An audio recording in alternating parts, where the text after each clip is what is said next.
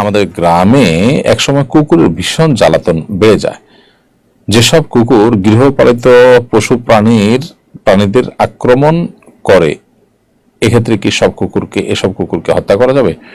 হ্যাঁ, যেগুলো মানুষের গৃহপালিত প্রাণীকে আক্রমণ করে, মানুষের জীবন অতিষ্ঠ হয় তাদের দ্বারা, তাহলে তাদের উপদ্রব থেকে বাঁচার জন্য যদি তাদের নিধন করেন তাহলে সেটা জায়েজ আছে। তবে নির্মমভাবে নিধন করা বা আপনার কোনো প্রাণীকেও হত্যা করা জায়েজ নেই। নবী সাল্লাল্লাহু আলাইহি ওয়াসাল্লাম বলেছেন, ইন্নাল্লাহা কাতাবাল ইহসানা আলা কুল্লি শাই ফাইদা যাবাহতুম ফাহসিনুজ যিবহা ওয়া ইযা কাতালতুম ফাহসিনুল কিতলা। আল্লাহ তাআলা প্রত্যেক বস্তুর সাথেই আমাদেরকে অনুগ্রহ করাটাকে আবশ্যক করেছেন। অতএব তোমরা যখন কোনো পশু জবাই করবে তখন তোমরা তার প্রতি ইহসান করবে। যখন কাউকে বিচারিকভাবে কিংবা রণাঙ্গনে যুদ্ধের ক্ষেত্রে মানে কাউকে হত্যা করার প্রয়োজন হবে, তাহলে সেক্ষেত্রেও তুমি দয়া এবং মায়া দেখাবে, অর্থাৎ কষ্ট দিবে না একান্ত প্রয়োজন ছাড়া।